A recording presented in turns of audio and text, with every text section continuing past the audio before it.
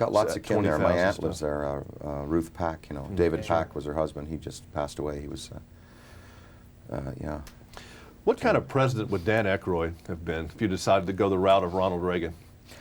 I would have been one of those presidents that completely gives the slip to his Secret Service guys all the time, and probably would like to take the left seat of Air Force One once in a while.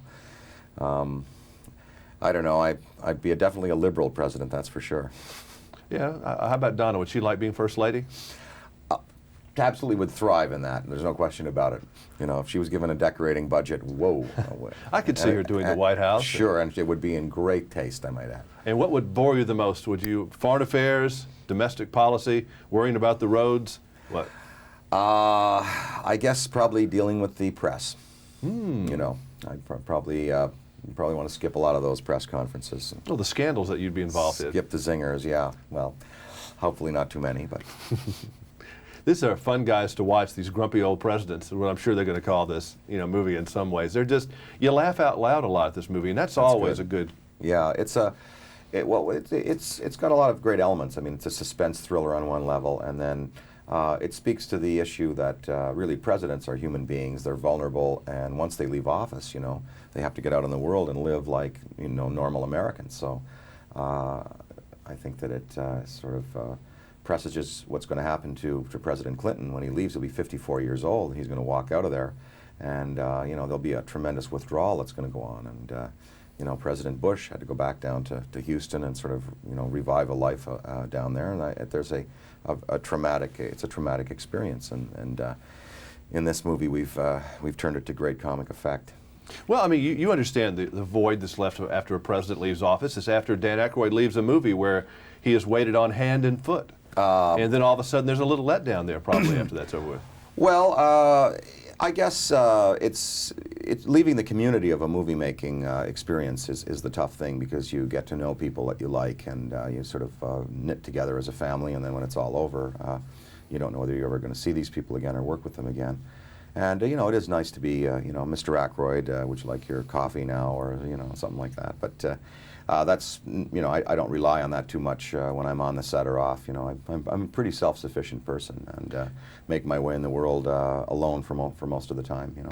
So many favorite movies I've had over, you know, the last 20 years have been yours. But what a wacky career. When you start looking at all the different kinds of films you've done, and then you took the Driving Miss Daisy turn, you know, which got you so much critical acclaim, but, you know, I think people are always surprised when funny people can be serious, which I don't think that's even very surprising at all. Well, it really, it shouldn't be, because if you look at the careers of great comedians, you know, like Jackie Gleason, he was a terrific comic actor and a great actor. You know, look at Tom Hanks, great actor, you know, two Oscars there. And Robin Williams. Robin Williams as well, and Steve Martin. John Candy was a fine actor. Uncle Buck and Trains, Planes, and Automobiles showed that. And I think to be a comedian, you have to have the acting chops down, and that's certainly, we used them at Second City when we were there. So I think. But comedy still doesn't get respect from the so-called serious art house crowd. I mean, once you've done a movie when you put nylons over your face, like one of those movies, I guess that was 1941 I'm thinking about, the tank scene. Yeah. I mean, once you do that, people must think you're an idiot. I don't get those people that do that, because I understand what it takes. But doesn't that make you mad that people don't think just because you're funny that you can do certain things?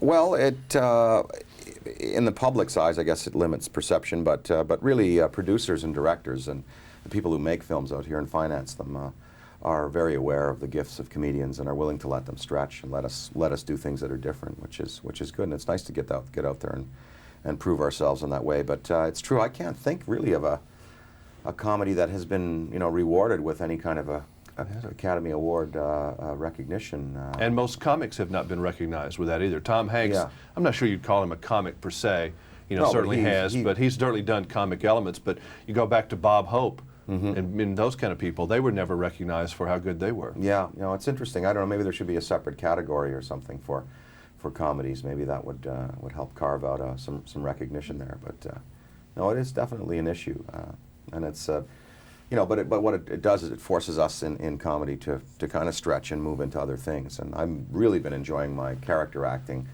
work, enjoying doing it. I did sort of 3 villains in the last couple of years. Feeling Minnesota, I played a real bad guy, and this movie I'm a corrupt fellow, and then Grosse Point Blank, which I did with John Cusack. I play a complete maniac hitman in that, so that's always fun. Never thought of you as a weasel, Danny, but you're doing it so well. Well, Thank you. hope it's just acting. Yes.